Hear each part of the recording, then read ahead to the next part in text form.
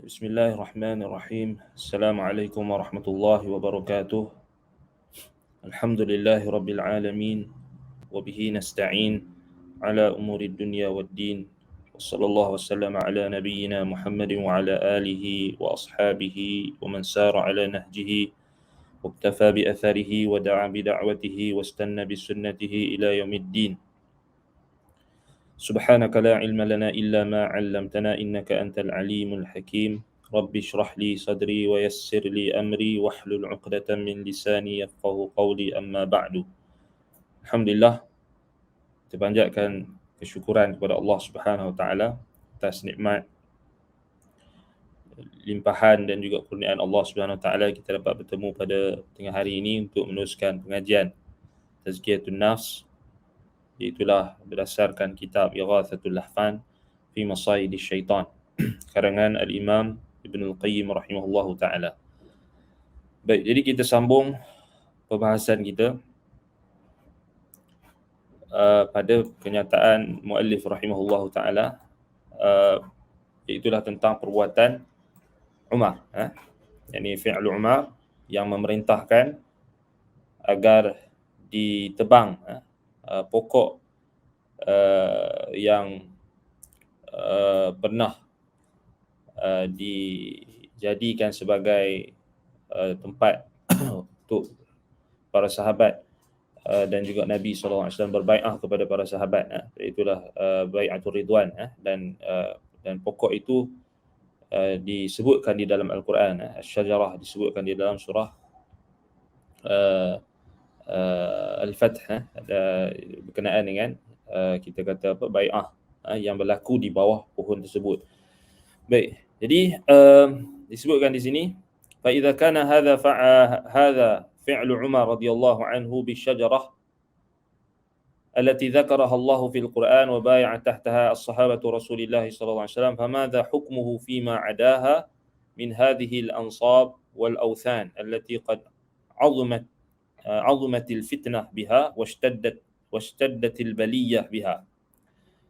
Baik, jadi jika inilah perbuatan Umar radhiyallahu anhu, yakni perbuatan Umar yang memerintahkan supaya ditebang pohon yang disebutkan di dalam Al-Quran, yang disebutkan oleh Allah dalam Al-Quran, yang berbai'ah di bawahnya itu para sahabat Rasulullah SAW. Tahtaha as-sahabatu, okey. Di sini wa bai'a tahtaha as-sahabatu Rasulullah sallallahu alaihi wasallam. Ini maf'ul, Rasulullah SAW itu maf'ul. Jadi baca berataslah. Maknanya berbai'ah di bawahnya para sahabat akan Rasulullah sallallahu alaihi wasallam, yang maknanya syajarah, yang dimaklumi. Maka apakah hukumnya? Famadha hukmuhu fima adaha min hadhihi al-ansar wal awthan. Jadi apakah hukum yang selayaknya pada selain daripada pokok tersebut? Yang ini berupa berhala dan juga apa dia kita kata binaan-binaan, yang ini di kuburan, ansar wal awthan, berhala-berhala yang allati qad 'azimatil fitnah biha, yang fitnah terhadapnya itu lebih besar, maknanya terhadap berhala-berhala dan juga terhadap kuburan dan sebagainya itu lebih besar. Washtaddatil baliyah biha, dan lebih dahsyat ujian yang berkaitan dengannya, dengan hal tersebut. Wa ablagha min dhalika anna Rasulullah sallallahu alaihi wasallam hadama masjid ad-dirar. Fa bihadha dalilun ala hadmi ma huwa a'zamu fasadan minhu كالمساجد المبنية على القبور فإن حكم الإسلام فيها أن تهدم كلها حتى تسوى بالأرض وهي أولى بالهدم من مسجد الضرار وكذلك القباب التي على القبور يجب هدمها كلها لأنها أسست على معصية الرسول لأنه قد نهى عن البناء على القبور كما تقدم فبناء أسس على معصيته ومخالفته بناء محرم وهو أولى بالهدم من بناء الغاصب قطعا. طيب. Dan lebih ablaq, maknanya daripada hal tersebut, maknanya perbuatan Umar yang ada yang lebih lagi tegas. Wa ablagha min dhalika, makna ada lagi perbuatan sebenarnya yang lebih tegas daripada Umar. Perbuatan siapa? yakni Rasulullah sallallahu alaihi wasallam ni, bahwasanya Rasulullah sallallahu alaihi wasallam memerintahkan supaya meruntuhkan Masjid Dirar. Masjid Dirar ni masjid apa? Masjid yang dibina oleh orang-orang munafik. Masjid, tapi Nabi SAW perintahkan supaya diruntuhkan. Dalam surah At-Taubah ayat 107. Walladzina ittakhadhu masjidan dirara wa kufra wa tafriqan bainal mu'minin. Walladzina ittakhadhu masjidan diraran wa kufran wa tafriqan bainal mu'minin wa irsadan liman haraballah wa rasulahu min qabl wa la yahlifunna in aradna illa al-husna wallahu yashhadu innahum lakathibun. Dan mereka yang mengambil Masjid Dirar, mereka yang walladzina ittakhadhu, yani orang-orang munafik yang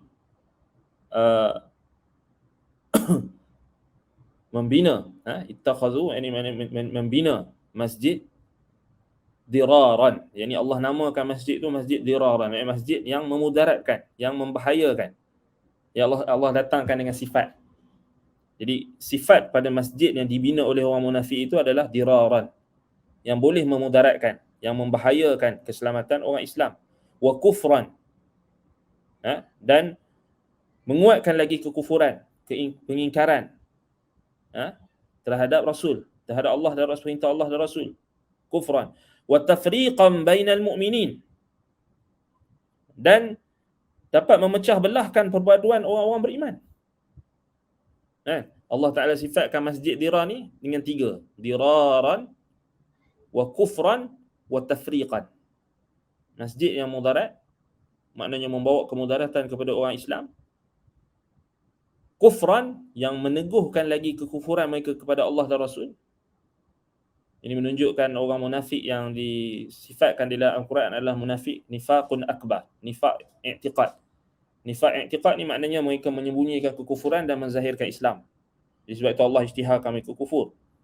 Kufur maknanya di sudut kufur dalam batin mereka. Mereka menzahirkan Islam. Jadi Allah kata wa kufran, penentangan, pengingkaran mereka terhadap Rasul.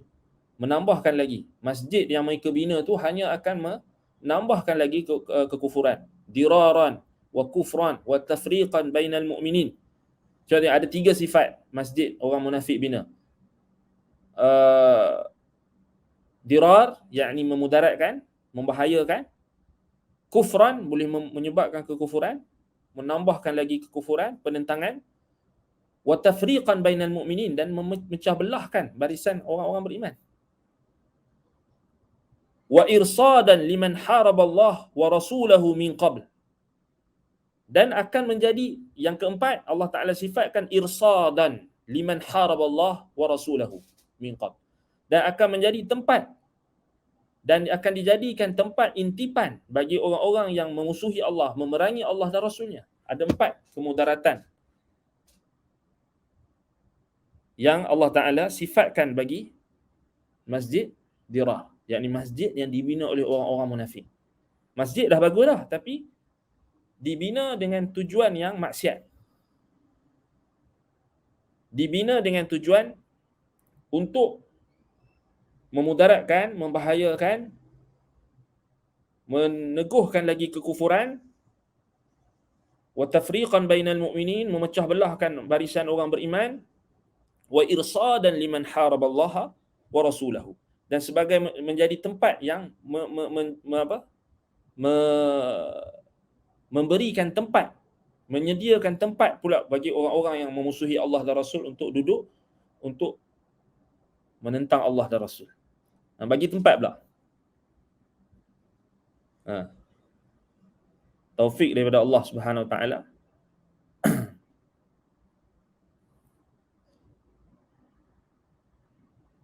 Alhamdulillah, ni taufik daripada Allah Subhanahu Wa Taala. Bila kita buka kitab ni, Ighathatul Lahfan fi Masahidi Syaitan, ada orang tanya ana, isu-isu yang baru ni berlaku. Apa yang menyebabkan keputusan bahagian asatizah kita membuat keputusan yang agak tegas. Dan antaranya ada di depan kita. Antara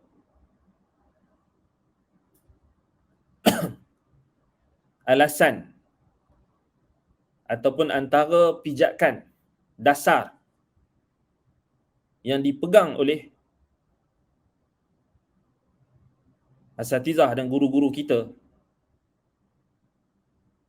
untuk menutup pintu-pintu kerosakan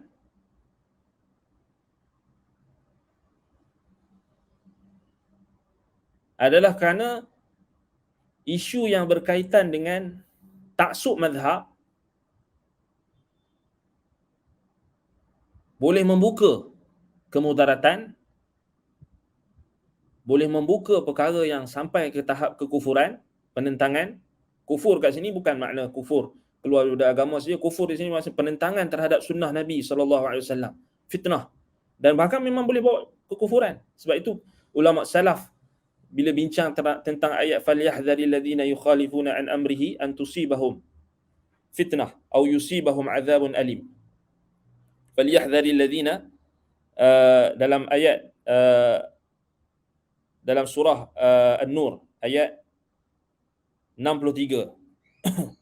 Falyahdharil ladzina yukhalifuna an amrihi an tusibahum fitnah atau yusibahum adzabun alim. Maka hendaklah mereka yang mengingkari perintahnya, yakni perintah Rasul, sunnah Rasul,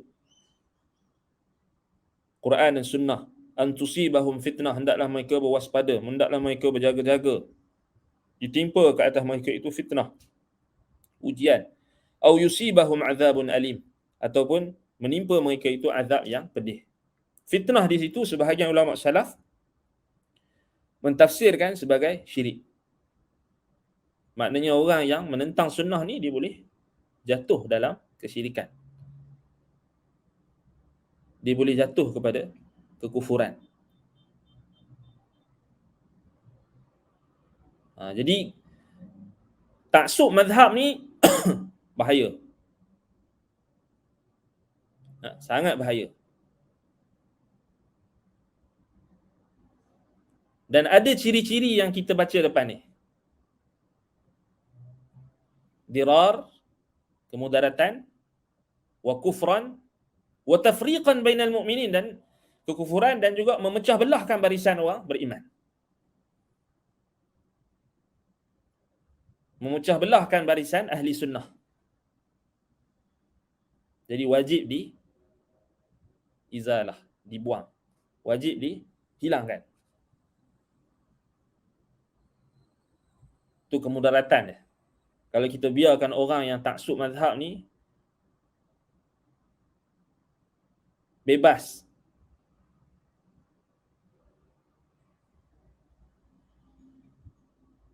menyuntik syubhat dan keraguan dalam kalangan ahli sunnah, maka kita akan melihat banyak lagi kemudaratan yang akan berlaku kalau kita tak tutup pintu. Jadi sama juga macam apabila ada tempat yang bertindak menghalang, misalnya masjid ke surau ke, menghalang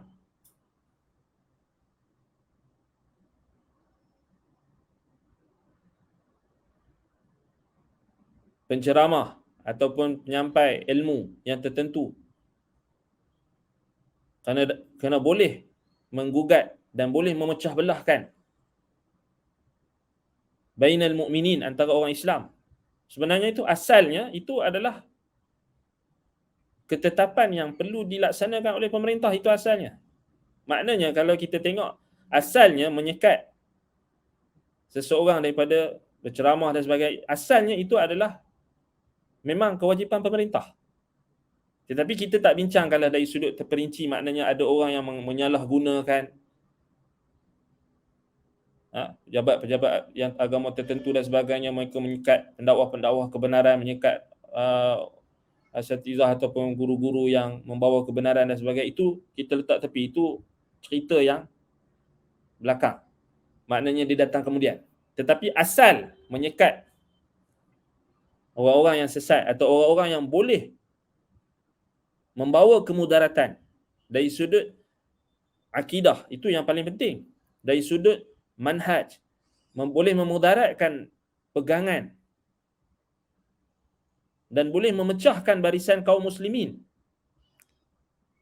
memecah belahkan barisan kaum muslimin. Dalam konteks kita, apa yang kita sebutkan contoh ini adalah memecah belahkan barisan ahli sunnah.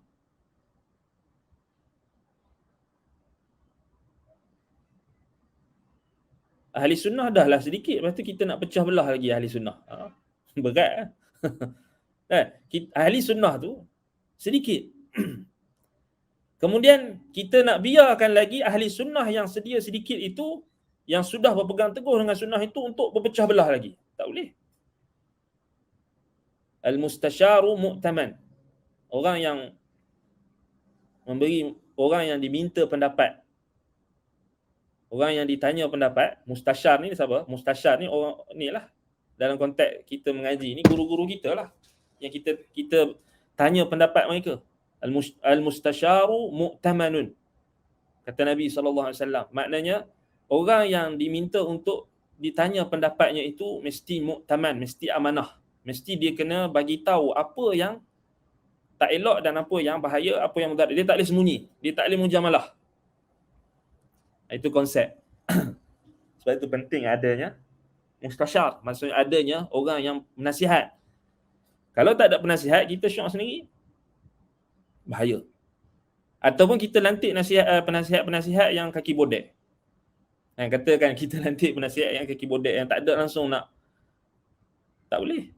Yang tu yang jadi lingkup negara, jadi kucah kacir. Penasihat-penasihat semua kaki bodek. Tak boleh. Sebab tu nak tanya pendapat, kena tanya orang yang bertakwa, orang yang ada ilmu, orang yang ada khasyah, orang yang ada ilmu. Al-mu'taman, orang yang amanah. Amanah ni maknanya dia tidak akan menyembunyikan kebenaran. Dia tidak akan sebut hak baik-baik saja, bahkan bila dia dah diamanahkan untuk memberi pendapat, maka dia akan sebut benda-benda yang mungkin akan menyebabkan orang yang meminta pendapat itu mungkin pada awalnya tidak selesa. Al-mustasyaru mu'taman. Tu hadis tu. Ramai orang tak faham hadis tu. Sebab maknanya ramai orang ni, maknanya dalam institusi, apa kita kata, institusi secara umumnya lah, kerajaan dan sebagainya, swasta, syarikat dan sebagainya. Sebab dia lantik yang kaki bodek, kaki kipas.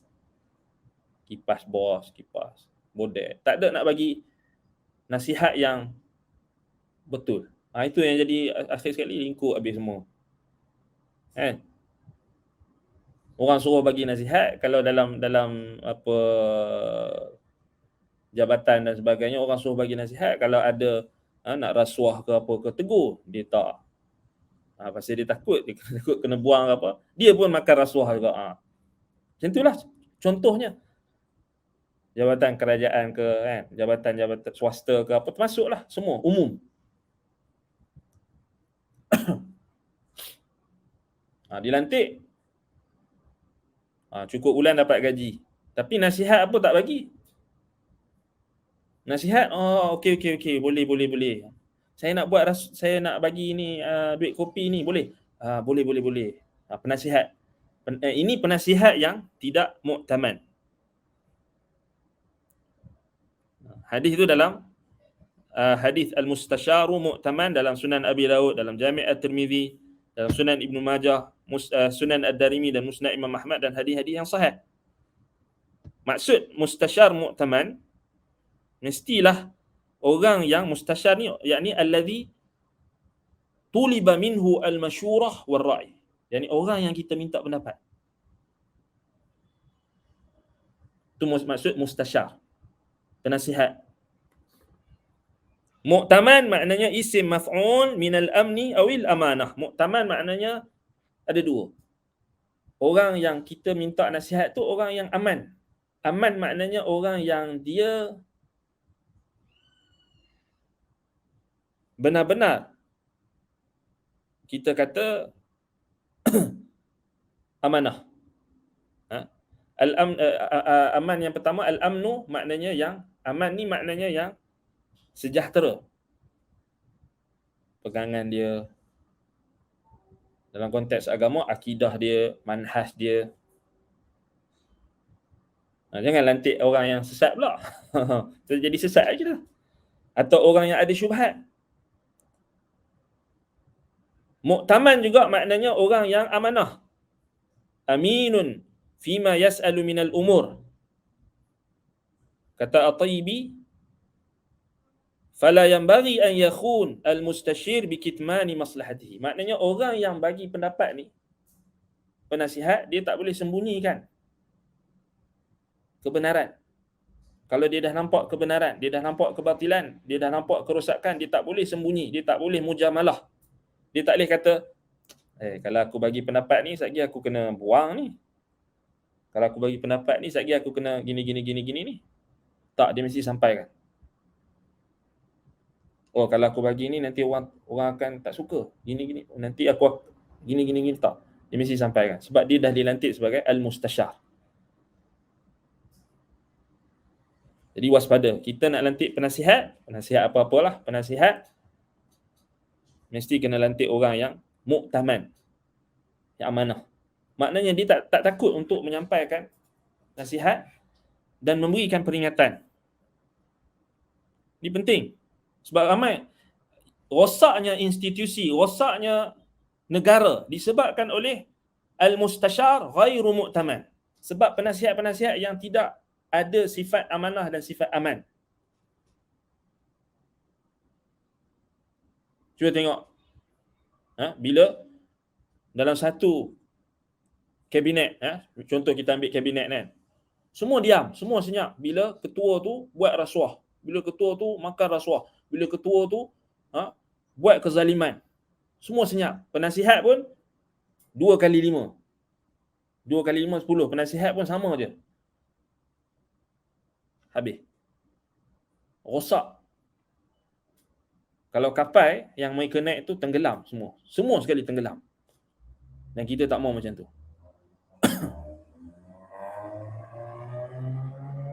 Sebab tu hati-hati. Maknanya kalau kita nak lantik penasihat ke apa ke, lantik orang yang mu'taman. Berdasarkan hadis Nabi SAW, al-mustashar mu'tamanun. Maknanya Nabi SAW bagi tahu sifat orang yang kita nak, yang kita perlu lantik sebagai penasihat, yang kita perlu lantik sebagai orang yang kita ambil pendapat, tanya pandangan, adalah orang yang mu'taman, orang yang ada, orang yang aman, sejahtera akidahnya, manhajnya, agamanya, pendiriannya, dan amanah dalam nasihatnya.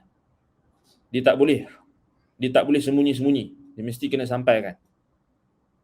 Dan itu pentingnya kita kena musyawarah, kita kena istisyar, kita kena tanya pendapat sebelum kita buat keputusan apa-apa yang besar. Tanya pendapat. Ma nadima man istasyara. Tidak akan menyesal bagi orang yang meminta pendapat. Al-mustasyar mu'taman, kata Nabi SAW. Itu antara kaedah, prinsip asas. Mana kita nak ambil penasihat ke, nak minta nak jadi penasihat kita ke, ataupun syarikat ke, institusi ke, apa ke, mesti kena lantik orang yang bukan yes saja, yes bos saja. Yes boss tak boleh jadi mustasyar. Tak boleh. Serius, tak boleh. Cuba tengok Nabi SAW lantik siapa mustasyar, wazir baginda SAW, Abu Bakar dan Umar. dalam perkara yang tidak ada wahyu menetapkan, tidak ada wahyu yang menurunkan tentang urusan tertentu, maka Nabi SAW akan tanya sahabat, ashiru ilayya ya ashabi, ashiru ilayya ya qaumi, atau ashiru ilayya ayyuhal muslimun, seperti dalam peperangan Badar dan sebagainya. Nabi tanya pendapat sahabat, ashiru ilayya, bagi nasihat kat aku, apa pendapat kamu, apa pendapat kamu. Itu cara Nabi SAW. Sedangkan Nabi SAW dia dah dapat wahyu. Tapi kata para ulama, kerana Nabi SAW nak menunjukkan contoh teladan kepada kita, supaya kita mengambil pendapat, bertanyakan pendapat, istisyar, tanya pendapat orang yang lebih alim, tanya pendapat orang yang mempunyai pemikiran, tanya pendapat orang yang ahli, tanya pendapat mereka yang dipercayai.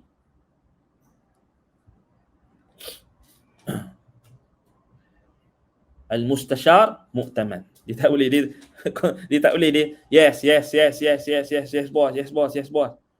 Ya, setuju, tak boleh. Dia kena kritis. Maknanya dia kena orang yang mu'taman. Mu'taman ni dia tak boleh sembunyi kalau dia tengok ada benda yang ada benda yang tak betul, ada benda yang mudarat dan sebagainya, dia tak boleh sembunyi. Kalau dia sembunyi, dia tak mu'taman. Kalau dia sembunyi, maknanya dia khianat. Sebab tu dalam sebahagian syarah hadis disebutkan tentang hadis al-mustashar mu'taman, la yanbaghi an yakhuna al-mustashir bi kitmani maslahati. Dia tak boleh mengkhianati orang yang minta pendapat dia dengan dia menyembunyikan maslahat. Dia sembunyi. Tak payah bagi tahu lah, nanti takut gini. Sembunyi. Haram bagi orang yang sudah diminta untuk mustasyar, untuk diambil pendapatnya. Tak boleh. Kalau tak rosak. Habis kan? Rosak. Baik, berbalik pada perbuatan Nabi SAW meruntuhkan Masjid Dirar kerana adanya kemudaratan, adanya kekufuran, adanya tafriqan bainal mu'minin, memecah belahkan barisan kaum mukminin. Sebab tu kita nak selamat dalam urusan ni, kalau ada urusan yang nawazil, urusan yang baharu, ataupun urusan yang mungkin kita tak tahu pokok pangkal, rujuklah kepada kumpulan, maknanya orang-orang yang memberi nasihat, mustasyar, maknanya penasihat.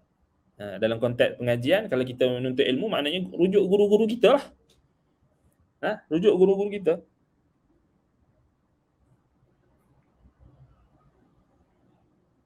Dan itu maksud al-mustasyar mu'taman, termasuk daripada tuntutan.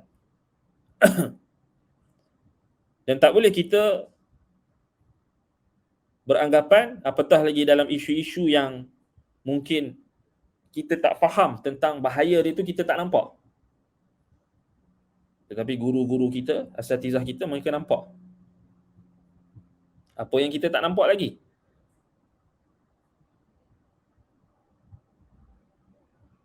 Dan kita tak boleh meremehkan. Tak nampak pun, belum berlaku lagi, tak ada pun, okey je. Kita tak boleh remehkan. Maknanya kita tak ambil, kita tak tak ikut perintah Allah, wasyawirhum fil amr. Allah suruh kita tanya pendapat. Kalau kita pening, bukan kita buat keputusan sendiri. Maknanya kita berpendirian dengan pendirian sendiri. Bagi aku rasa tak betul. Aku rasa macam ni. Kita tak tanya pendapat.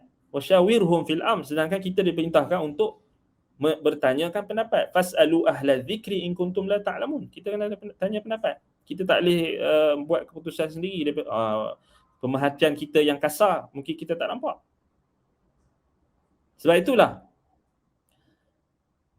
perintah untuk kita melaksanakan syura, antara hikmahnya adalah untuk kita melihat pandangan-pandangan yang terhimpun. Kerana adanya pandangan daripada orang yang lebih tua daripada kita, ataupun orang yang lebih berilmu daripada kita, Mungkin dia diberikan petunjuk oleh Allah untuk nampak lebih berbanding kita. Dan kita mungkin tak nampak lagi. Dan ini sebenarnya banyak dalam catatan sejarah, dalam sirah salaf. Contohnya macam Al-Hasan Al-Basri rahimahullah. Beliau kata, inna hadhihi al-fitnah idza aqbalat arafaha kullu alim wa idza adbarat arafaha kullu jahil. Fitnah di sini maknanya perpecahan, peperangan, pertempuran, percampuran antara hak dan batil. Orang semua tertanya-tanya mana yang betul, mana yang salah, tak tahu. Fitnah. Idza aqbalat, bila dia mendekat, bila dia menjelang, datang. Arafaha kullu alim. Orang alim semua nampak. Semua tahu. Yang alim betul-betul alim lah. Bukan muta'alim, bukan yang buat-buat alim. Atau muta'allim yang baru belajar, yang alim, yang ada ilmu. Wa idza adbarat arafaha kullu jahil. Bila fitnah tu dah berlalu, dah berlaku, barulah orang jahil nampak. Sebab itu Ayyub As-Sakhtiyani rahimahullah, murid kepada Al-Hasan Al-Basri, dia kata apa? Kana Al-Hasan ay Al-Basri yarsuru min al-fitnah idza aqbalat kama nabsuru nahnu minha idza adbarat. Hasan, guru kami ni Al-Hasan Al-Basri, dia mampu nampak fitnah apabila fitnah tu datang, menjelang. Baru nak datang dia dah nampak. Sebagaimana kami hanya mampu melihat fitnah apabila ia sudah berlalu. Maknanya kami ni, murid-murid ni hanya nampak bila dah berlalu baru nampak. Tapi guru kami, dia dah nampak dulu. Sebab tu dia nasihat, sebab tu dia sebutkan, dia bagi amaran, dia dah tekankan dan dia marah bila dalam pengajaran dia tu tentang kesalahan dan sebagainya, sebab dia dah nampak. Dan sebab itulah, sebab kita tak semua kita ni mampu untuk memproses maklumat dan juga nak menentukan kebenaran dan kebatilan tu. Sebab itu kita diperintahkan untuk bermusyawarah, untuk tanya pendapat orang yang alim, untuk tanya pendapat guru-guru kita, tanya pendapat. Jangan kita sombong. Kalau kita ada rasa kekeliruan, kita rasa macam tak sedap hati, rasa kekeliruan, rasa macam tak faham dan sebagainya, atau boleh menimbulkan keraguan, kekeliruan dalam agama, is'alu. Fas'alu ahla dzikri in kuntum la ta'lamun. Wa syawirhum fil amr. Minta pendapat. Jangan kita lokek. Jangan kita rasa macam, aku seorang-seorang saja, aku je tahu. Tak, minta pendapat.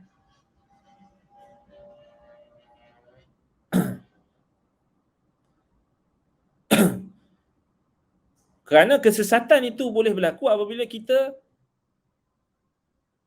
merasa sombong dengan kita meremehkan orang lain. Al-kibru batarul haq wa ghamtun nas. Kata Nabi SAW, sombong itu menolak kebenaran dan meremehkan manusia. Apa bentuk ghamtun nas? Ghamtun nas antaranya adalah kita meremehkan manusia, kita tak nampak kelebihan melainkan ada pada diri kita. Aku seorang je boleh. Buat apa nak rujuk ustaz-ustaz ni? Semua tak alim pun, aku yang alim. Nampak? Perangai al-kibru. Ini bahaya. Sedangkan kita diperintahkan untuk apa? Wa fawqa kulli dhi ilmin alim. Setiap orang yang alim, ada lagi orang yang lebih alim. Kita kena tunduk kepada kebenaran. Kita jangan merasa sombong.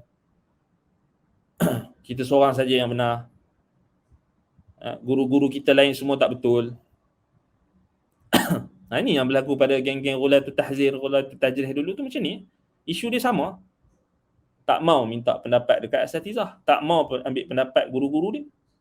Sebab dia mempelekehkan guru-guru dia sendiri. Semua guru-guru ni tak boleh pakai. Yang dia nak pakai ni ulama tu kat luar. Padahal ulama yang dia duk petik-petik nama tu tak kenal pun dia. Tak tahu pun dia ni siapa. Dia main petik je nama kan. Kongsi gambar ulama ni, ulama tu, tapi ulama tu pun tak kenal dia. Dia anggap macam dia kawan dengan ulama tu, tapi dia dipanggil delusional. Dalam delusi. Anggap ni ulama-ulama ni bersama aku. Padahal dia tak kontak dengan ulama tu pun tak kenal dia. Tapi Guru-guru dia yang dekat, dia belakangkan. Dia remehkan. Apa tak ada. Wa ghamtun nas. Al-kibru batarul haq wa ghamtun nas.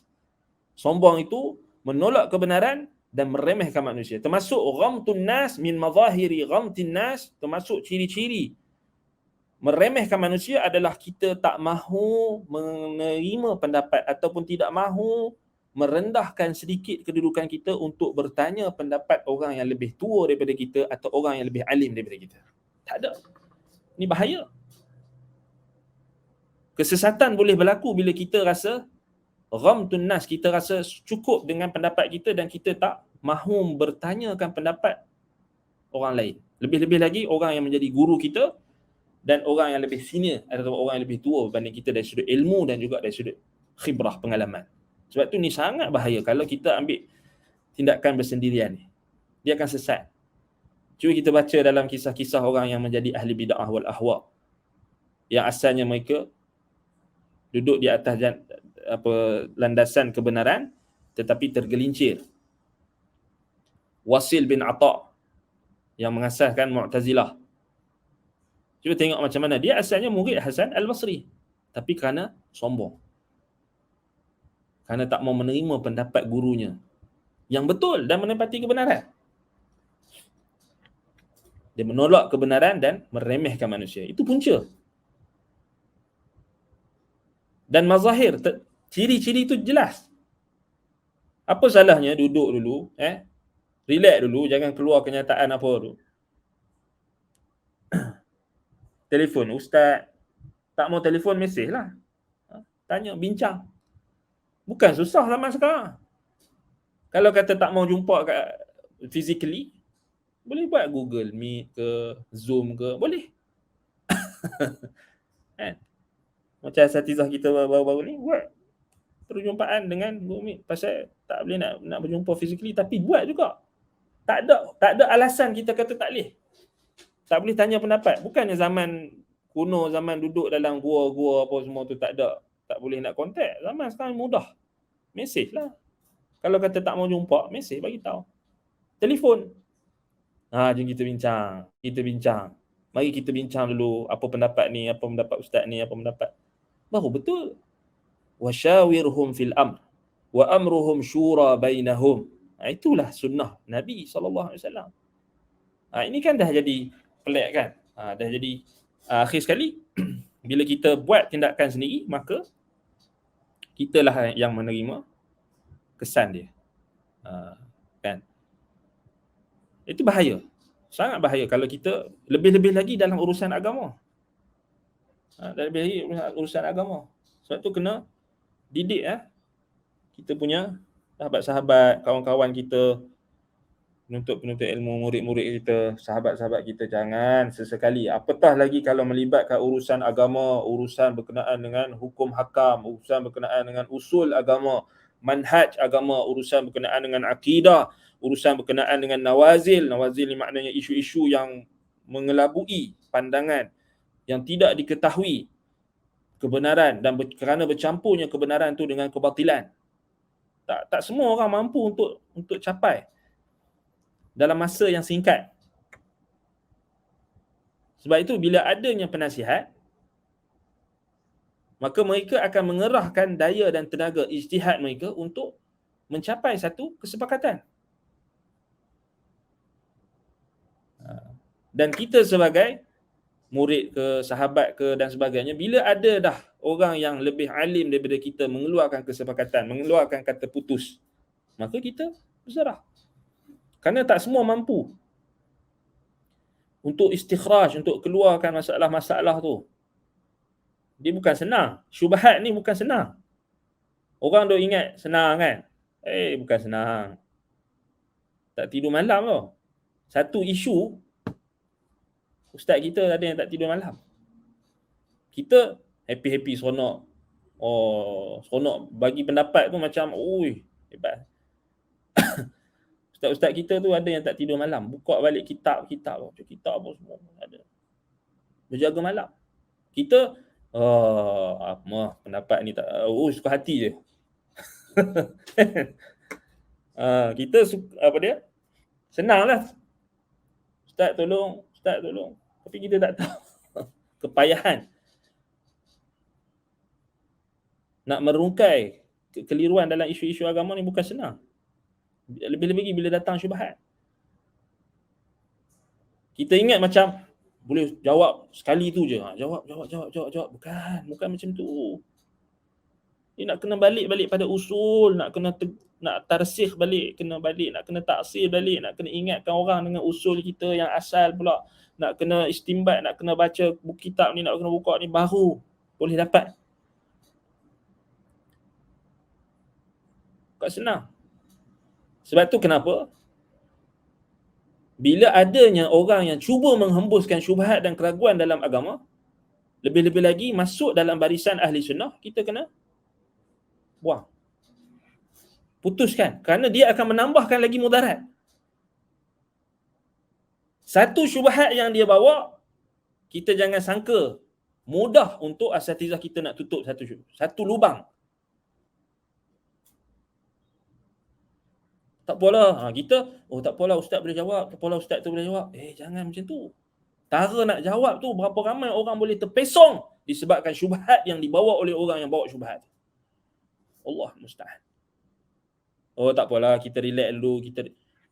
Berapa ramai orang boleh tersesat dengan satu syubhat dalam agama kalau kita biarkan lubang itu akan membesar. Dan kita boleh kata lagi, relax lah, tak apa, relax lah. Itu orang yang jahil. Dia tak tahu apa mudaratnya syubhat dan keraguan dalam agama. Sama macam Umar. Tengok Umar bin Al-Khattab radhiyallahu anhu, tak ada cakap banyak dah. Dia suruh potong terus. Pokok tu dia suruh tebang terus. Ijtihad dia. Kubur Daniel. Bukan Umar kata Umar tak bincang, tapi Umar musyawarah dan dia waliul am, dia ada authority dan dia perintahkan supaya ditanam jasad Daniel itu di salah satu lubang dan dihilangkan. Tidak diberikan alamat atau tanda untuk menutup kerosakan dan mudarat. Nabi SAW suruh Ali pecahkan patung-patung berhala. Pemimpin, bukan orang semua boleh buat. Dan ratakan kubur-kubur yang dibina, yang ditinggikan untuk menutup pintu-pintu kerosakan. Tiba-tiba kita ada orang bawa syubhat, keraguan dalam agama, keraguan dalam manhaj. Kita kata tak apa, bagus. Apa salahnya khilaf, apa salah. Ini orang yang jahil. Dia tak tahu apa. Sifrun, kosong. Jangan kita remehkan nasihat-nasihat orang yang mustasyar, mu'taman, orang yang bagi maknanya bagi nasihat, terutamanya guru-guru, terutamanya orang-orang yang nampak sesuatu yang mungkin kita tak nampak lagi, tapi orang dah nampak dulu. Sebab tu fitnah ni dia sebelum datang orang alim dah tahu. Selepas dia dah berlaku barulah semua, betul lah ustaz tu cakap, betul lah syekh tu cakap, betul lah. Sebab tu kena tutup.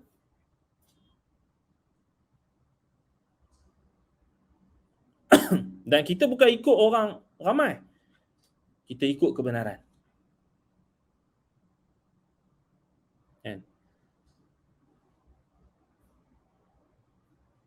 Di sini Imam Ibn Al-Qayyim rahimahullah bagi contoh apa? Masjid Dirar. Nabi SAW sendiri perintah untuk runtuhkan Masjid Dirar. Bahkan Nabi sendiri yang runtuhkan. Sebab itu kata Imam Ibn Al-Qayyim sini, fa fi hadha dalilun ala hadmin ma huwa a'zamu fasadan minhu. Pada perbuatan Nabi itu ada dalil yang menunjukkan wajibnya, yakni pemerintah untuk meruntuhkan apa yang boleh membawa kerosakan yang lebih. Pemerintah pemimpin. Kan? Jadi bukan pemerintah saja, maknanya kalau di tempat pengajian tu ada penasihat, ada jawatan kuasa akademik dan sebagainya, itu termasuklah bila mereka buat tindakan tu, kerana mereka dikira sebagai waliul amr. Kalau tempat pengajian tu, satu tempat pengajian tu tetapkan keputusan untuk buang, tendang seorang guru ni, itu tak boleh emosi. Bahkan kita kena realistik. Tengok ketetapan yang dibuat tu. Dan memanglah dia orang takkan ceritakan semua perkara, semua isu atas ketetapan yang mereka buat. Tetapi mereka sudah berijtihad. Dan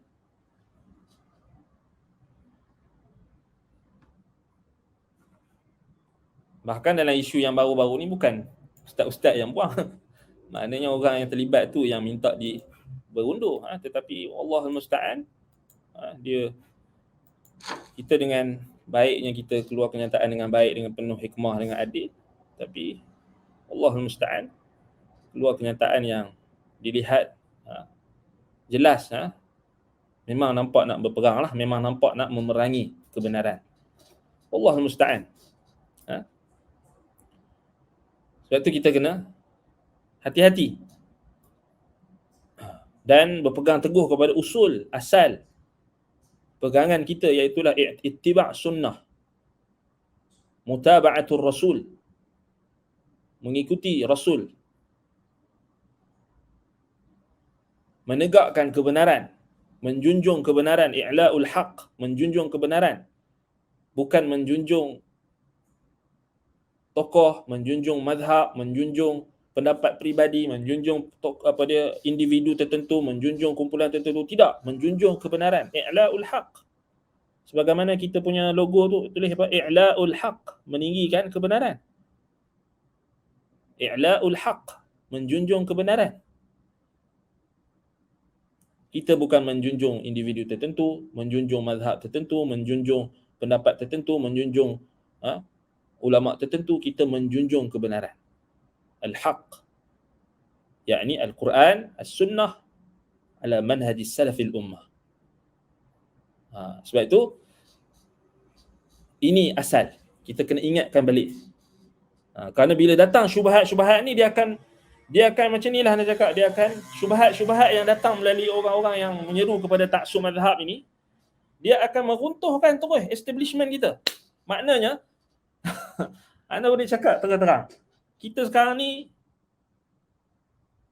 Yayasan Taklim bina bangunan, asatizah kita tengah establish, bukan tengah, daripada dulu establish manhaj, agama, pegangan jemaah-jemaah yang ada di Yayasan Taklim, yang ikut Yayasan Taklim. Asatizah kita semua bila mengajar, mereka nak establish, mereka nak bina apa? Bina agama masyarakat, bina agama masyarakat dengan ikut dalil, ikut Al-Quran, ikut sunnah. Semua asatizah kita sepakat. Tiba-tiba ada orang datang bina dengan taksub mazhab, bina dengan jangan ikut dalil, ikut mazhab. Tuan-tuan dan puan, jangan faham Al-Quran dengan hadis terus faham mazhab dulu. Mazhab, kita bawa dalil, dia kata mazhab. Bawa Quran dengan sunnah, mazhab. Itu taksub lah. Nak kata apa lagi? Taksub lah. Dia meruntuh establishment. Maknanya meruntuh apa? Nak nampak bagi mudah, kita ada binaan dari sudut zahir. Binaan apa? Bangunan. Yayasan Taklim nak bina bangunan ni. Sebenarnya kita dah bina lama. Bukan bangunan yang zahir. Bangunan maknanya pegangan agama masyarakat.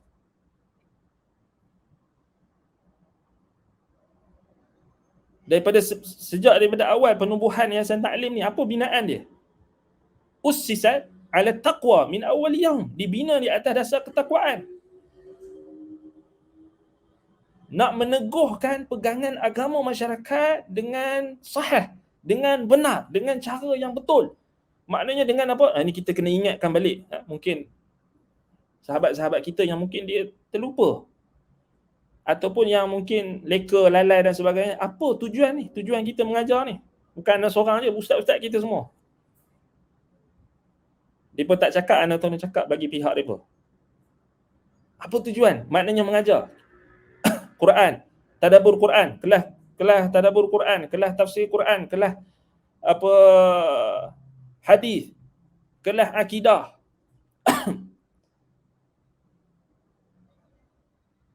Kelas akhlak, kelas tazkiyatun nafs, kelas prinsip-prinsip asas agama, kelas yang dah banyak disebarkan. Apa tujuan? Tujuannya establishment untuk kita, untuk asaskan kekuatan agama itu dengan berpegang kepada dalil, berpegang kepada Quran dan Sunnah dan ijma' salaful ummah. Bukan kita membawa kepada perpecahan, tafriqah. Dengan kita datangkan pendapat-pendapat mazhab yang mutaakhirin, pendapat-pendapat ulama-ulama yang bukanlah mereka itu hujjah binafsihi, bukan hujjah pada batang tubuh mereka, kita jadikan macam hujjah. Tak asuk lah tu. Tak asuk mazhab. Dan kita tak boleh senyap benda ni. Sebab bahaya. Sebab bahaya. Dia runtuh. Sebab tu anak kata terang-terang, dia runtuhkan terus. Kita semua establishment yang kita dah maknanya asatizah kita bertahun-tahun ajar dan didik. Sama ada yang senior, yang ada yang dah meninggal dunia, ada yang masih lagi mengajar walaupun mereka dah tua, mengajar lagi masyarakat. Semua asatizah sunnah kita. Tak kira latar belakang mereka apa, mereka mengajar, mendidik kita supaya berpegang teguh dengan Quran dan Sunnah, mengagungkan dalil, mendahulukan dalil. Benda yang mutaqarrir fi adhanina, fi nufusina, dah jadi ketetapan dalam hati kita. Dah menetap teguh dalam hati kita. Tiba-tiba datang syubhat.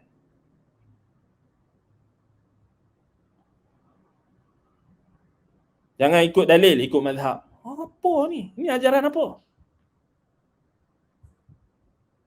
Jangan ikut dalil, ikut ulama. Allahu Akbar. Macam mana ni? Mazhab itu wajib mengikut dalil. Ulama itu wajib mengikut dalil. Itu yang betul. Bukan dalil yang mengikut ulama atau dalil yang mengikut mazhab. Terbalik. Dan kalau kita tak atasi isu ini, maka dia akan memecah belahkan lagi. Kita dah lah sikit. Ahli sunnah ni dah lah sikit. Tak ramai yang ahli sunnah ni yang ada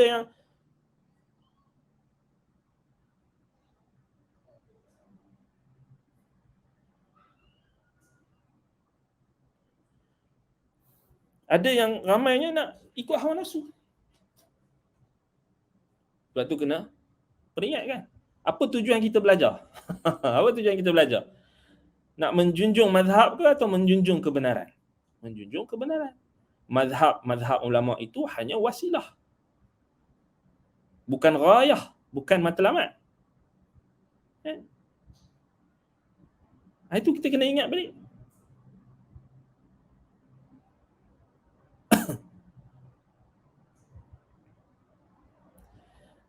Dan kalau kita lihat bagaimana Imam Ibn Qayyim rahimahullah ulas isu ini, dia kata apa? Dia kata di sini, fa inna hukmal Islam. Okey, dia kata sini, fa fi hadha dalilun ala hadmi ma huwa a'zamu fasadan minhu kal masajidil mabniyati ala al-qubur. Maka pada perbuatan Nabi sallallahu alaihi wasallam yang meruntuhkan Masjid Dirar adalah dalil yang menunjukkan bahawasanya wajibnya meruntuhkan apa yang kerosakan yang lebih besar, yang boleh merosakkan agama, sesuatu yang boleh merosakkan yang lebih dahsyat mudarat dia, kefasadan dia, kerosakan dia. Seperti masjid-masjid yang dibina di atas kubur. Kat situ ada perbahasan di kalangan ulama. Maknanya masjid-masjid yang kubur dibina dulu, kemudian baru masjid dibina kemudian. Itu yang sepakat. Siapa yang nak buat ni? Yang nak runtuhkan masjid tu? Bukan individu persendirian, pemerintah. Seperti mana yang dilakukan oleh kerajaan Arab Saudi, merobohkan binaan-binaan di perkuburan Baqi' dan juga perkuburan-perkuburan yang ada di sana. Nampak? Itulah orang ahlul bid'ah wal ahwa' ni, dia tak suka. Benda-benda yang ikut sunnah ni tak mau. Dia nak ikut hawa nafsu. Kita tak boleh ikut. kita tak boleh menuruti hawa nafsu mereka. Baik, kata Imam Ibn Qayyim lagi, fa inna hukmal Islam fiha an tuhdama kulluha. Daripada hukum Islam padanya iaitulah kewajipan untuk meruntuhkan kesemuanya. Maknanya apa-apa sahaja binaan atau apa-apa sahaja yang boleh merosakkan dan boleh memecah belahkan barisan kaum muslimin, merosakkan akidah, hatta tusawwa bil ard, sehinggalah yakni kubur itu diratakan. Ini kubur kan, sebab kita bincangkan tentang isu taksub atau fanatik kepada kuburiyun, syubhat kuburiyun. Wa hiya aula bil hadmi min masjidid dirar, dan ia lebih utama untuk diruntuhkan berbanding masjid dirar. Maknanya kubur-kubur yang dibina di atas masjid-masjid ataupun binaan-binaan yang dibina di atas masjid. Wa kadzalikal qubab, wa kadzalikal qubab atau qibab allati 'ala al-qubur, dan demikian juga kubah-kubah yang dibina di atas kubur. Yajibu hadmuha kulluha, wajib untuk meruntuhkannya semuanya, yakni ke atas pemerintah. Li'annaha ussisat ala ma'siyatir rasul, kerana dia diasaskan atas asas maksiat kepada Rasul.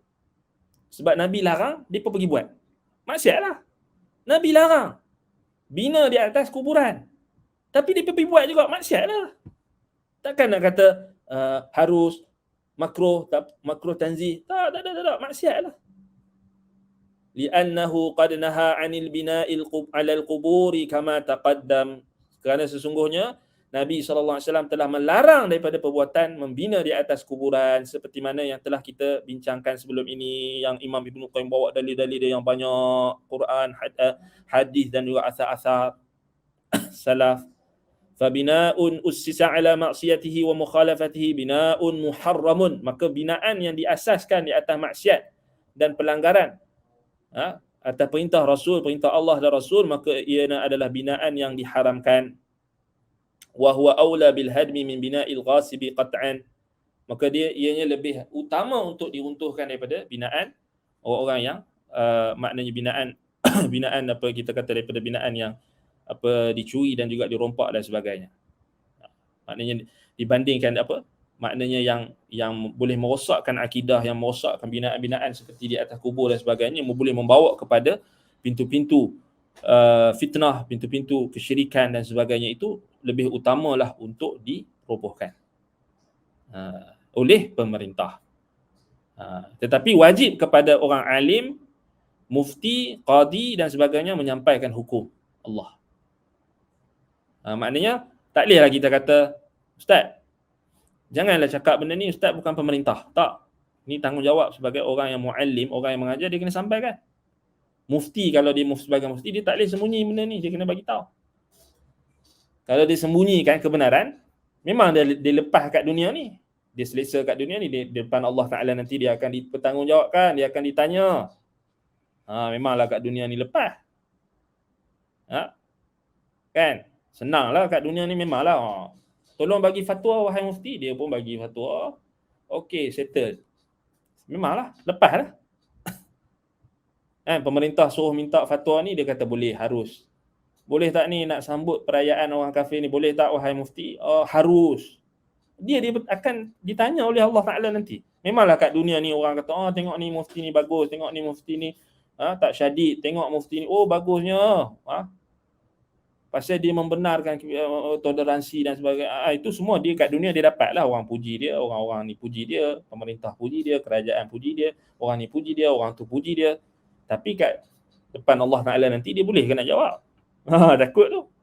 Wa qad amara an-nabiy sallallahu alaihi wasallam bihadmil quburil musyrifah atau musyarrafah atau musyrifah kama taqaddam, dan sungguhnya Nabi SAW memerintahkan untuk merobohkan kubur-kubur yang tinggi sebagaimana yang disebutkan sebelum ni. Sama juga ini perintah untuk laksanakan tu adalah pemerintah, waliul amr, bukan semua orang. Jangan buat fitnah pula kita pergi pakat-pakat pergi, jangan. Itu fitnah. Maknanya kemungkaran tak boleh diubah dengan kemungkaran yang sama. Fahadmul qibab wal bina, fahadmul qubab atau qibab wal bina wal masajid allati buniyat 'alaiha aula wa ahra, maka meruntuhkan kubah-kubah dan binaan dan masjid-masjid yang dibina di atas kubur, maka itu lebih utama dan lebih berhak untuk dilaksanakan. Li'annahu la'ana muttakhidil masajid 'alaiha. Kerana Nabi SAW sendiri melaknat orang yang membina dan menjadikan masjid di atas kuburan. Membina dan membuat pembinaan dan masjid di atas kuburan. Wa naha 'anil bina'i 'alaiha, dan Nabi melarang binaan atasnya. Fayajibul mubadarah wal musa'adah ila hadmi ma la'ana Rasulullah SAW fa'iluhu. Maka hendak wajiblah, wajib ke atas siapa ni? Wajib kifai, wajib kifayah, fardu kifayah, wajib ke atas siapa? Pemimpin, pemerintah, qadi, mufti, bersegera dan saling bertolongan, musa'adah, bertolong-tolongan, maknanya wa ta'awanu 'alal birri wat taqwa, bertolong-tolongan dalam kebaikan dan ketakwaan untuk meruntuhkan apa yang dilaknat oleh Rasulullah SAW pelakunya. Wa naha anhu, dan Nabi larang benda tu. Wallahu yuqimu lidinihi wa sunnati rasulihi man yansuruhuma, dan Allah akan menegakkan bagi agamanya itu dan sunnah rasulnya itu orang yang akan tolong. Kalau kata mufti, kalau kata kerajaan tak mau tolong agama Allah, tak mau tolong sunnah Rasulullah SAW, ya Allah boleh jadikan orang yang lebih baik nanti yang akan menegakkan agama Allah. Dah kalau kamu dah dapat jawatan, kamu dah dapat jadi sebagai mufti, kamu dah dapat jadi qadi, kamu dah dapat jadi pemimpin, menteri ni, menteri tu, menteri agama dan sebagainya, tapi kamu tak mau tolong agama Allah, Allah Ta'ala sikit pun tak mau darat, Allah akan tegakkan agama ini dengan orang lain. Siapa suruh? Wa yadhubbu anhuma, dan akan membela dan mempertahankan sunnah dan agama Rasulullah SAW dan sunnahnya. Fahuwa ashaddu ghiratan wa asra'u, fahuwa ashaddu ghiratan wa asra'u taghyiran. Maka dia itu lebih lebih kukuh, lebih kuat kecemburuannya dan lebih cepat untuk mengubah. Maknanya Allah akan gantikan orang yang lebih lebih rasa semangat nak mempertahankan agama ni. Kalau kita tak mau bela agama Allah, kan, tak seronok tengok orang sunnah ni sikit, tak seronok tengok orang yang nak ikut manhaj salah ni sikit, tak best lah, kita pindah dekat geng lain pula. Dia anggap macam agama ni macam suka berpindah-pindah. Hari ni keluar isytihar, tidak, saya tidak lagi bersama sunnah, saya tidak bersama salaf, saya tidak bersama manhaj salaf. Kita senang lah, kan? Tapi hakikat ancaman yang kalau bukan mudah, maknanya kita ada kekurangan. Kita semua ada kekurangan. Kita semua ni ada kekurangan dalam melaksanakan agama. Tapi kita nak melepaskan diri kita ni daripada ikatan Islam, ikatan sunnah, ikatan manhaj salaf, sangat berat. Sebab kalau orang tu faham betul-betul apa maksud manhaj salaf. Manhaj salaf ni apa? Sabilul mu'minin, jalan orang-orang beriman. Yang dalam surah An-Nisa tu Allah Ta'ala kata apa? وَمَنْ يُشَاقِقِ الرَّسُولِ مِنْ بَعْدِ مَا تَبَيَّنَ لَهُ الْهُدَى وَيَتَّبِعْ غَيْرَ سَبِيلِ الْمُؤْمِنِينَ نُوَلِّهِ كَمَا تَوَلَّى وَنُصْلِهِ جَهَنَّمَ وَسَاءَتْ مَصِيرًا. Barang siapa yang menentang Rasul setelah jelas kepadanya petunjuk, dan dia nak mengikuti jalan selain jalan orang-orang beriman, jalan selain orang-orang beriman tu jalan salaf lah, manhaj salaf. Tak mau ikut manhaj salaf ni berat. Kita dah tahu kebenaran manhaj salaf, kita dah tahu kebenaran sunnah, kita dah tahu kebenaran ahli sunnati wal jamaah, manhaj salaf. Tiba-tiba kita kata saya isytihar keluar daripada manhaj salaf. Ini orang yang jahil. Sebab dia tak tahu apa maksud manhaj salaf. Manhaj salaf itu sabilul mu'minin yang Allah maksudkan dalam surah An-Nisa ayat 115.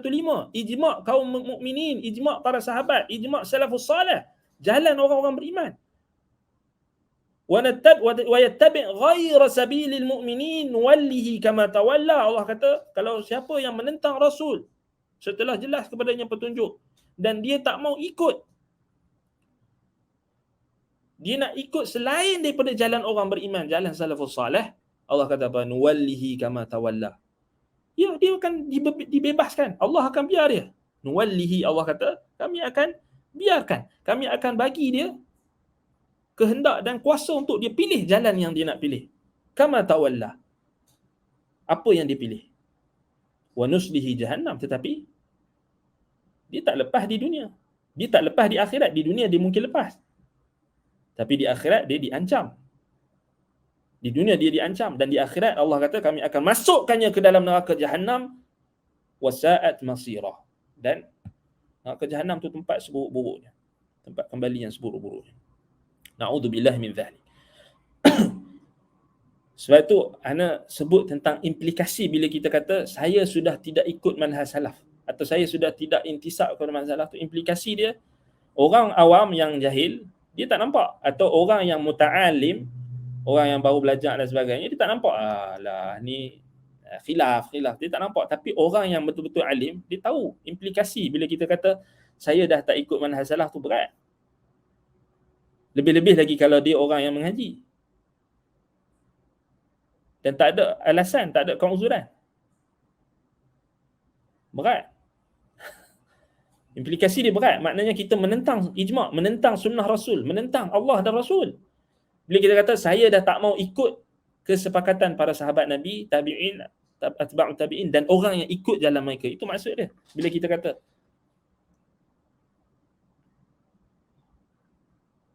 berat.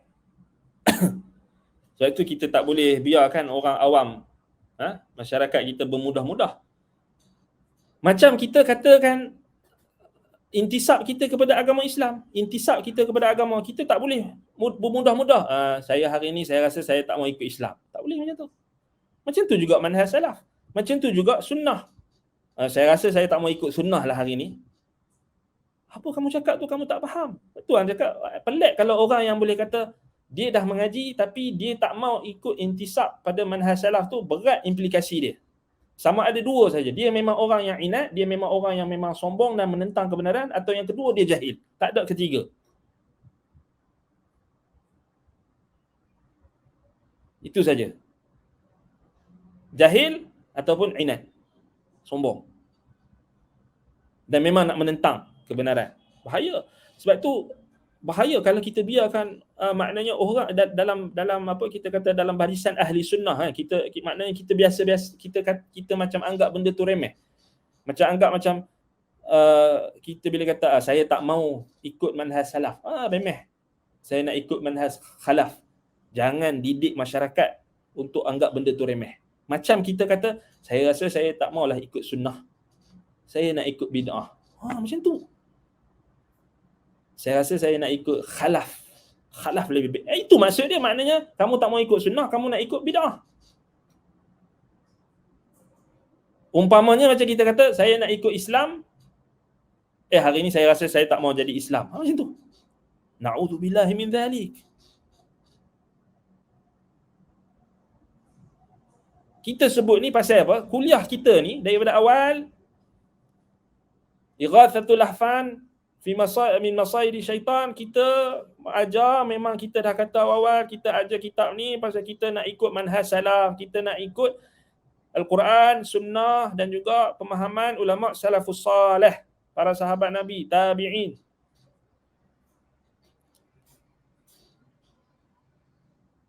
Dan rata-rata yang tahu pusat pengajian Yayasan Ta'lim ni pun cuba tengok motor dia. Bukan motor tu, cuba tengok visi dan motor Yayasan Ta'lim apa. Buka balik. Asas, establishment. Dibina pusat pengajian ni memang nak mengajak kepada Quran, sunnah, manhaj salaf, pemahaman salaful ummah, kerana kita nak selamat. Kerana as-salamatu la ya'diluha syai'. Selamatan tu tak boleh nak dibandingkan dengan apa pun. Kita nak selamat dalam pegangan agama kita, bukan kerana kita nak benda-benda lain. Kita nak selamat. Sebab tu kita nak ikut salaf. Kena kongsi balik. Sahabat-sahabat kita kena kongsi balik kuliah-kuliah asatizah kita yang ajar tentang teguh, tegar di atas manhaj salaf, teguh di atas manhaj salaf. Kena share balik kuliah-kuliah asatizah kita yang ada kelas-kelas mereka tentang manhaj salaf. Sebab bahaya bila kita bermudah-mudah dengan datangnya orang yang bawa syubhat dan keraguan ni, tiba-tiba dia kata, saya hari ni ijtihad, saya tak mau ikut manhaj salaf. Apa implikasi dia? Sebab tu anak kata dua saja orang tu memang dia memang awal-awal lagi memang tak suka manhaj salaf. Yang kedua dia jahil. Bila orang yang kata saya tak mau ikut sunnah, apa maksud dia? Tak ada maksud lain. Melainkan dia nak pilih jalan bid'ah. Saya tak mau ikut Islam, apa maksudnya? Tak ada jalan lain melainkan dia tak mau ikut Islam.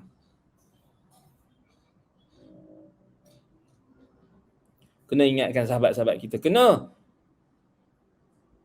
teguh dengan manhaj salaf. Ha? Kita tak tahu bila kita nak mati. Ha? Bayangkan kita tiba-tiba kata, saya tak mau ikut sunnah pun Allah tarik nyawa. Baru kita tahu. Kita nak berhimpun dengan siapa? Kita baca surah Al-Fatihah tu, ihdinas siratal mustaqim, siratal ladzina an'amta alaihim. Siapa an'amta alaihim tu? Kita dah diajarkan oleh asatizah kita, guru-guru kita. Berbuih mulut mereka siang, malam, pagi, petang. Ihdinas siratal mustaqim tu jalan salaf lah. Wa man yuti'illaha wa rasulahu faulaika ma'al ladzina an'ama Allahu 'alaihim minan nabiyyin was-siddiqin wasyuhada'i was-salihin wa hasuna ulaika rafiqa. Itu jalan salaf lah. Yang Nabi SAW kata apa? Ni'mas salafu laki ana. Nabi kata kat Fatimah, sebaik-baik salaf bagi kamu adalah aku. Nabi itu salaf kita. Manhaj salaf adalah sunnah Nabi. Manhaj salaf adalah para sahabat, tabi'in dan orang yang ikut mereka. Dan itulah yang kita pegang. Yang ada melekat dalam hati kita ni, yang dah sebati dalam hati kita dalam surah At-Taubah ayat 100 tu. Was-sabiqunal awwalun minal muhajirin wal ansar walladzina ittaba'uuhum bi ihsan. Yang itu yang kita dah melekat. Kalau kita tak hafal sekalipun, kita melekat dalam hati kita. Yang tu pegangan kita sampai kita mati.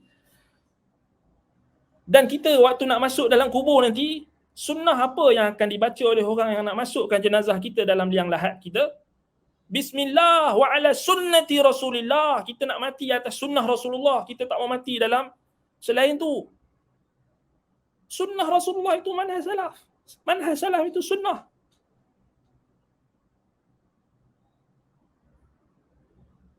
Dan kita nak bertemu, nak berhimpun dengan orang yang ikut manhaj salaf. Itu cita-cita kita. Sebab itu yang kita baca surah Al-Fatihah. Allahul musta'an. Kena ingatkan. Kena ingatkan sahabat-sahabat kita. Kena ingatkan kawan-kawan kita yang sudah mengaji, yang sudah belajar. Jangan kita reka. Taib, kita dah habis waktu. Waalaikumsalam warahmatullahi. Geng Ghulatul Tahdzir, kita mungkin nampak lama dan tinggalkan Ustaz sebut. Baik. Geng Ghulatul Tahdzir, mereka kata mereka nampak lama dah dan tinggalkan. Mereka ada kekurangan dari sudut mereka tak nasihat. Mereka tak bertemu dengan asatizah. Mereka tidak bermesyuarat. Mereka tidak datang tanya pendapat. Bahkan mereka bertindak melampaui batas. Mereka dulu yang mentahdir, Ustaz. Mereka tak tanya pendapat asatizah. Mereka dulu yang bertindak mentahdir, Ustaz-Ustaz. Fail. Akhlak ke laut, apa semua tak ada. Memang Ghulatul Tahdzir memang tak ada. Dalam isu ni mereka tak ada apa. Ya, mereka kata mereka nampak. Ya, mereka nampak. Tapi mereka tidak ada muktaman. Mereka tak amanah dan tak memberi muktaman dan tak apa? Tak amanah. Tak ada aman dan tak ada amanah. Kalau betul-betul mereka ada aman dan amanah, mereka akan datang dengan baik. Tanya pendapat asatizah dan bagi tahu dengan baik. Dan kita alhamdulillah, bukan kata kita tak terima nasihat. Sahabat-sahabat kita mengadu dekat kita, ya. Sebab kita semua ni manusia. Ada kekurangan dan sebagainya. Tapi adakah kita munasahah? Adakah kita bagi nasihat? Atau kita hanya mengejek, menuduh? Sebab itu asatizah kita, bila geng Ghulatul Tahdzir punya asatizah kita tak keluar kenyataan pasal tak layak untuk disebut. Kerana memberikan pengajaran akhlak mereka itu. Mereka boleh claim. Semua orang boleh claim.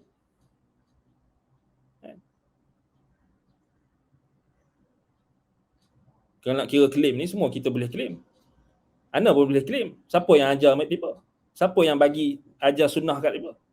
Ustaz-ustaz kita. Kan? Kalau kira nak claim, dia bukan masalah claim dah siapa nampak dulu, tak. Masalahnya sekarang, apa tindakan yang tepat? Nasihat ke tak? Kan? Tanya pendapat atau tak? Masalahnya hanya pong sok-sek dekat belakang cakap belakang sok-sek ustaz ni sudah berubah, sok-sek ustaz ni tak ikut sunnah, sok-sek fitnah, tapi tak bagi tahu.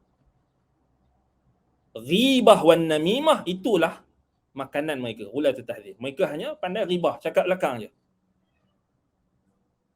Padahal ada je sahabat-sahabat kita yang telefon ustaz beritahu, ustaz saya pendapat saya nampak macam ni. Bagus. Dia tak cakap belakang. Kan mesej kita, saya nampak gini. Bagi pandangan. Bukan kita nak marah. Kita bukan macam orang-orang sufi kan. Anak murid langsung tak boleh tegur. Anak-anak murid tak boleh persoalkan dan tak boleh tanya langsung. Siapa tanya marah ke apa tak, silakan, tapi beradab, berakhlak. Dan asatizah kita yang mereka-mereka yang gulat ni melampau, ya, mungkin disebabkan akhlak mereka yang tak baik. Jadi siapa yang nak dengar kalau akhlak macam tu? Mereka pergi bawa isu mengatasi guru-guru mereka sendiri, pergi sampai keluar negara, pergi cari syekh-syekh yang tak tahu isu tu dengan terperinci. Salah. Tak betul. Cara tak betul. Memanglah mereka kata mereka dah nampak benar, tapi adakah kebenaran yang mereka nampak tu betul-betul tepat, dan apa isu-isu yang mereka nampak tu betul ke?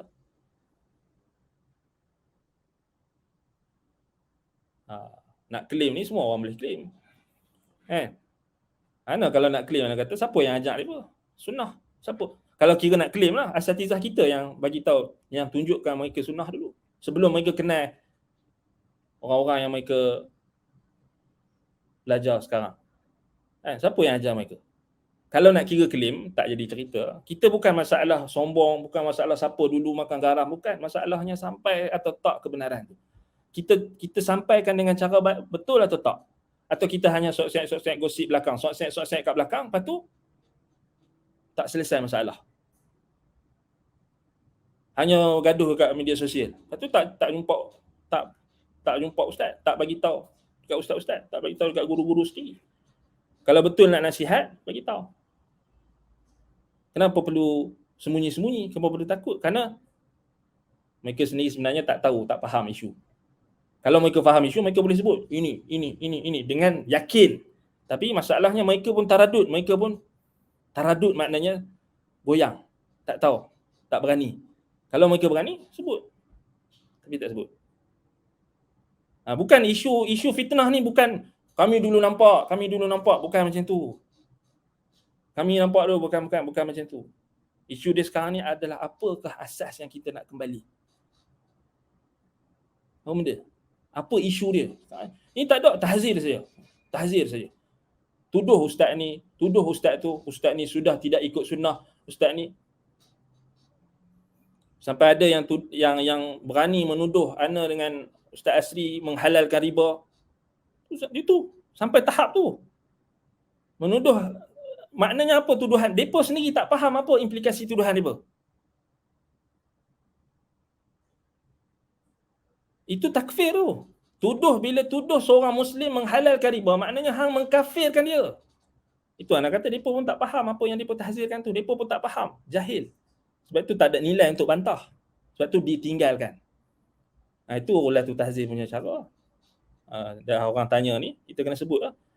Pasal dia main tuduh macam-macam, tuduh tanpa bukti, tuduh ni, lepas tu tiba-tiba claim.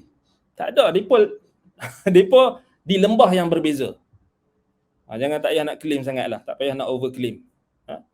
Wallahul musta'an, na'udzubillah min dzalik. Ya barakallahu fikum. Ya, kita kena tegas. Maknanya kena bagi tahu. Pada tempatnya kita kena bagi tahu. Ya, memang kita akui kita terlepas pandang. Ya, kerana guru-guru kita juga manusia, terlepas pandang. Kan? Kita jangan ingat guru-guru kita ni 24 jam ada dekat media sosial nak tengok orang tu cakap apa, orang ni cakap apa, orang tu cakap apa, orang ni cakap apa, orang tu cakap apa. Ingat itu agak kerja ustaz kita. Banyak lagi kerja. Kan? Bukannya duduk 24 jam dekat media sosial macam kamu yang tak ada kerja tu. Ha. Orang yang inilah kita kata orang-orang yang melampau dalam tindakan. Wallahul musta'an wa alaihi at-tuklan. Jadi kesimpulannya balik kepada asal yang kita sebut tadi. Balik kita asal yang kita sebut tadi. Sebab itu kita kena, maknanya apa-apa saja isu kena kembali kepada ahli ilmu, kena kembali kepada orang yang lebih mengetahui. Musyawarah. Bukan kita ambil tindakan sendiri.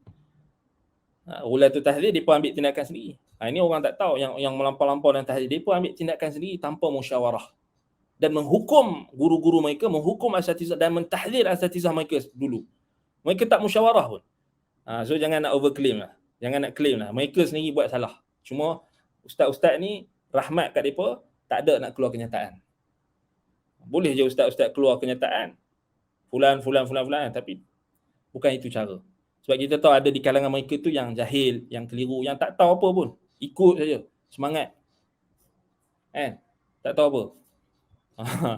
Kan beza dengan isu yang melibatkan orang yang bawa syubhat dalam syubhat yang dinamakan atas dasar ilmu, mazhab dan sebagainya. Sebab tu kenapa ustaz-ustaz kita keluarkan kenyataan yang tegas. Itu kita kena faham isu ni yang berkait dengan apa yang kita bincangkan tadi. Baik, semoga Allah Subhanahu Wa Taala memberikan petunjuk kepada kita semua, memberikan petunjuk kepada kita untuk tetap di atas petunjuk sunnah, manhaj salaf, meneguhkan kita di atas manhaj salaf. Dan ini semua yang berlaku pada kita ni ujian, fitnah. Waja'alna ba'dakum li ba'din fitnah atasbirun. Kami jadikan sebahagian kamu di antara sebahagian lain sebagai fitnah, ujian. Tapi kamu sabar atau tak? Kamu sabar ke tak? Kamu tetap teguh atas agama atau tak? Atas perintah Nabi dan sunnah Rasul atau tak? Jadi semoga Allah teguhkan kita di atas agamanya, atas manhaj salaf, atas sunnah Rasulullah sallallahu alaihi wasallam sehingga kita mati, sehingga kita bertemu dengan Allah Subhanahu Wa Taala, dan menjauhkan kita daripada fitan ma zahara minha wa ma batan, apa yang zahir dan apa yang batin. Naktafi bihadzal qadar, aqulu qawli hadza wa astaghfirullah li wa lakum, subhanakallahumma bihamdika asyhadu an la ilaha illa anta astaghfiruka wa atubu ilaik. Wa sallallahu ala Muhammad wa ala alihi wa sahbihi wa baraka wa sallam, walhamdulillahi rabbil alamin. Wassalamualaikum warahmatullahi wabarakatuh.